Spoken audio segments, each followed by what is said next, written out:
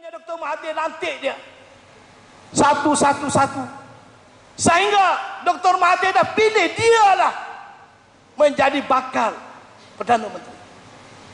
Saya masih ingat di waktu Tengku Razali tubuh semangat 46 atas nama perpaduan, Dr. Mahathir minta supaya semangat 46 dibubar, jemput Tengku Razali masuk UMNO demi perpaduan Melayu.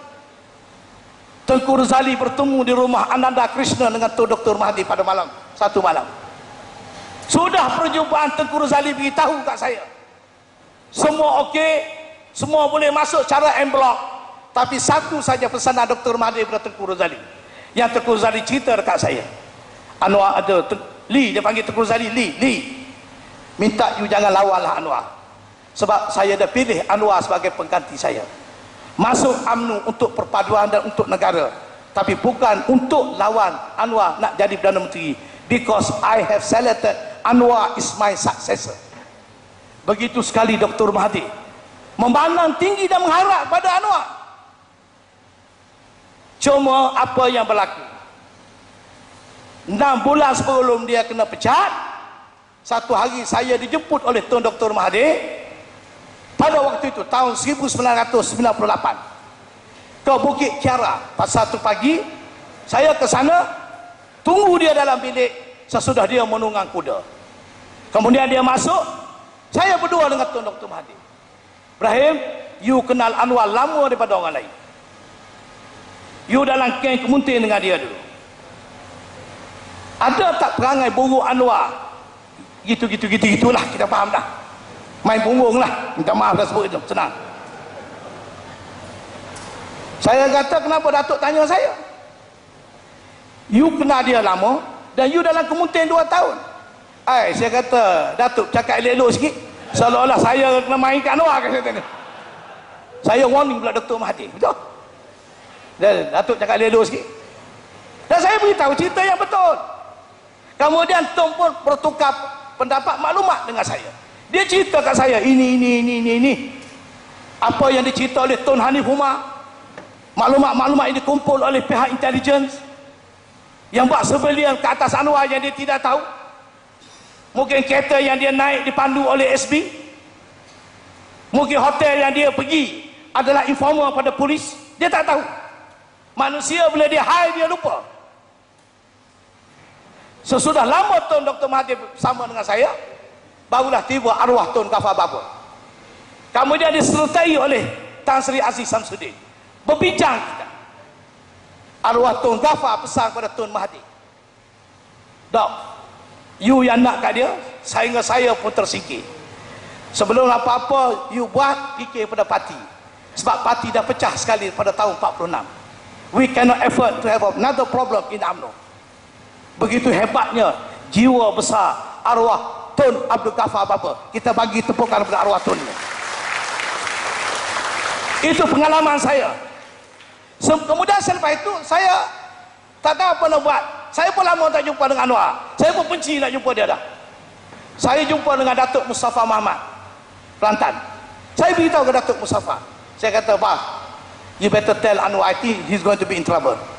Sebab saya cerita apa yang Tun Mahathir Bantam dan cerita kat saya. Saya dengar Datuk Mustafa pula kena marah. You dengar Ibrahim Ali ni memang buat fitnah macam-macam. Dia kutuk saya, kata okey, fine. Sehinggalah 2 hari sebelum dia kena pecat, 2 September, pejabat saya di UOA, saya terima telefon pukul 5 petang. Lama dia letak telefon kat saya. Halo, Ibrahim. Kata dia, aku ni, siapa? Anwar. Anwar mana? Memang saya kenal seorang saya main dengan dia ya. Pak Syekh lah. Kata apa-apa hang? Mengigau lah. Aku nak jumpa hang dah. Tolonglah. Kata mana boleh, petang aku nak basuh kereta. Aku suruh driver datang. Saya dengan seorang kawan daripada Pasir Mah duduk hidup lagi. Ahli jawatan kuasa UMNO bahagian, nama dia Cikgu Mak Yaman. Rekas cerita saya pergilah. Dalam perjalanan dia telefon kat saya, Tosah datang ke pejabat, datang ke rumah. Saya pergi rumah. Bila saya sampai ke rumah dia, 30-40 orang dekat luar. Saya tak tahulah siapa, polis ke siapa, saya tak tahu. Saya masuk, tak ada orang. Saya dengar seorang wanita menangis. Tiba-tiba Anwar muncul dengan baju terbuka dengan nektar, dia peluk saya, dia menangis atas bahu saya. Saya tanya siapa yang menangis dalam rumah. Dia kata ni isteri Nala. Ni Nala ke-8 ni. Datuk Nala, you pun ada saham. Ini aja Anwar jadi ini macam apa? Gurau dia. So dia kata isteri Nala dah kata.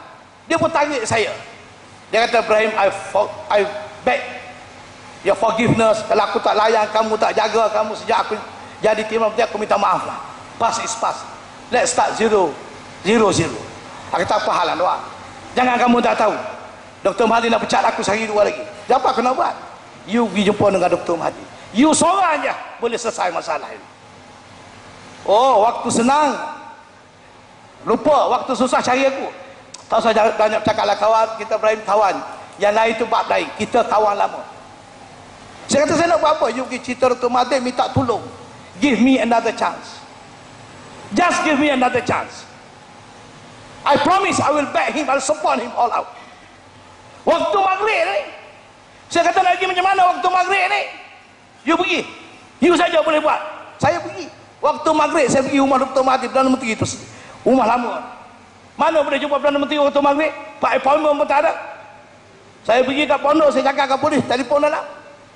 Tak berani kata telefon. Nasib baik Kak Asmah jawab. Saya kata, Kak, saya nak jumpa dengan Datuk. Ibrahim ada appointment? Saya kata tak ada. Tak boleh Ibrahim, Datuk nak keluar. Tolong apa hal? Ini masalah hidup dengan mati. Saya buat untuk Anwar. Saya tak macam mana Allah Ta'ala tu izin dapat masuk.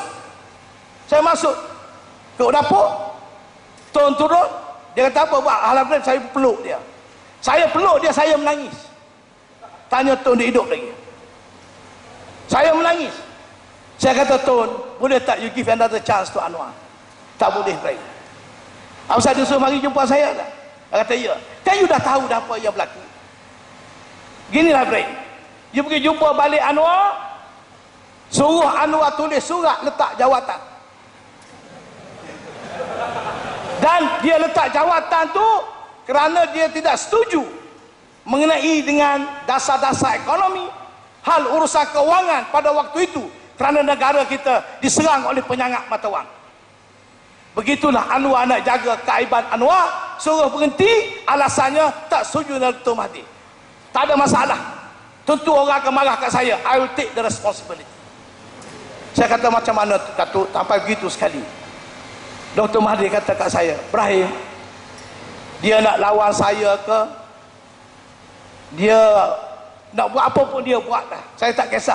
Sebab dia pun akan jadi Perdana Menteri, saya nak ganti dia. Tapi ini soal, dia melakukan sesuatu di luar tabi'i. Yang saya tahu, yang saya yakin, yang saya siasat, you bukan tak tahu. Saya dah panggil semua dah. Wanita-wanita yang terlibat. Saya dah panggil dah. Orang-orang yang kena lewat. Bukan you tak tahu, you ada sekali. Waktu soal siasat. Jadi apa lagi? Mana kalau saya selamat dia Ibrahim, saya berdosa kepada Allah SWT.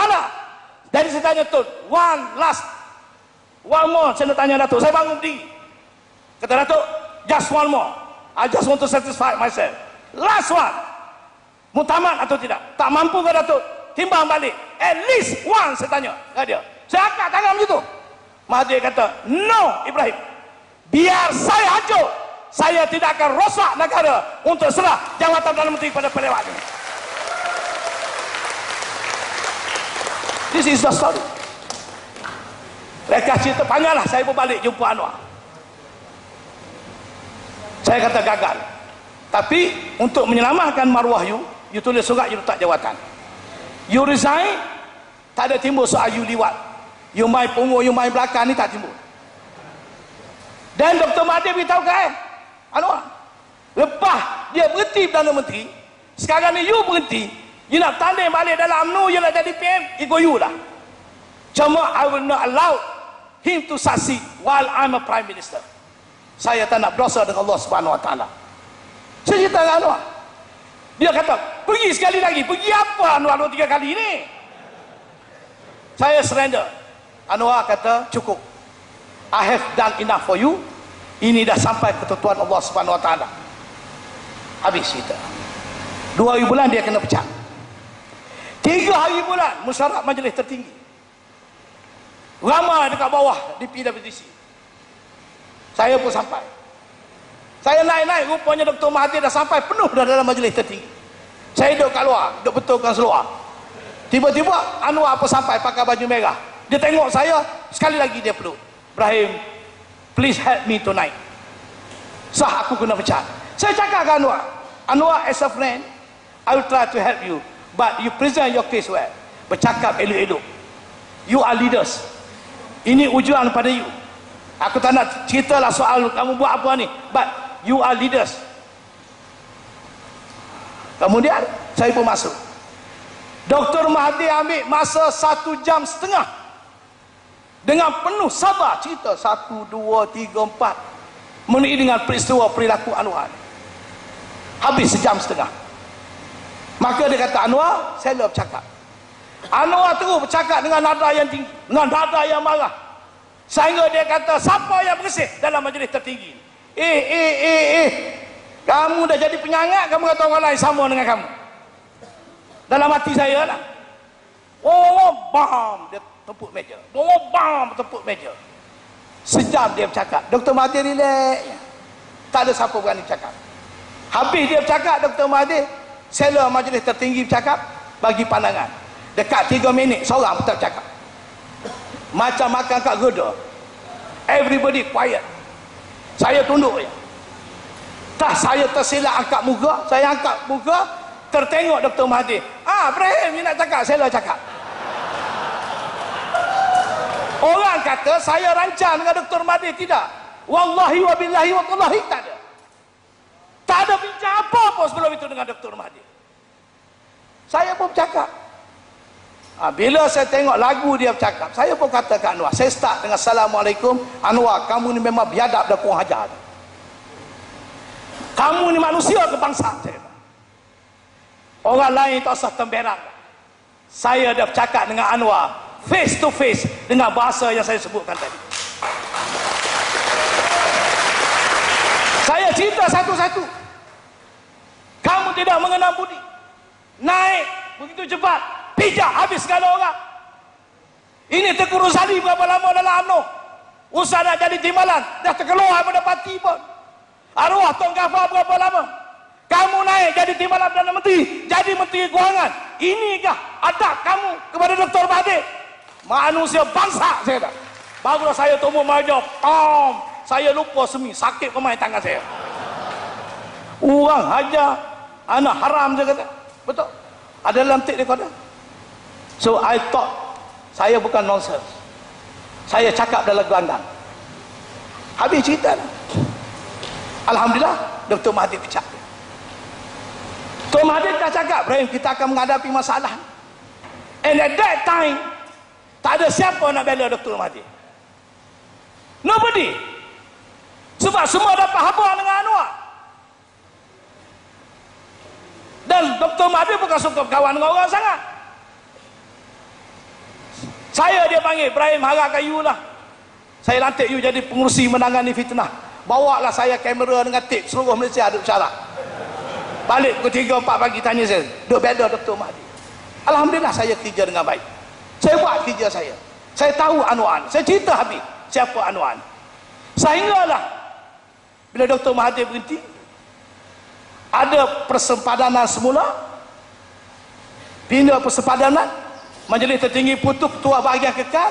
Tah macam mana Pak Allah Badawi ni, dia mengantuk, dia gugur saya.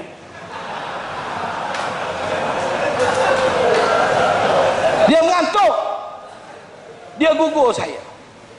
Tentu saya tidak senang hati kerana adanya Pak Allah di bawah Dr. Mahathir apabila Anwar terpecat.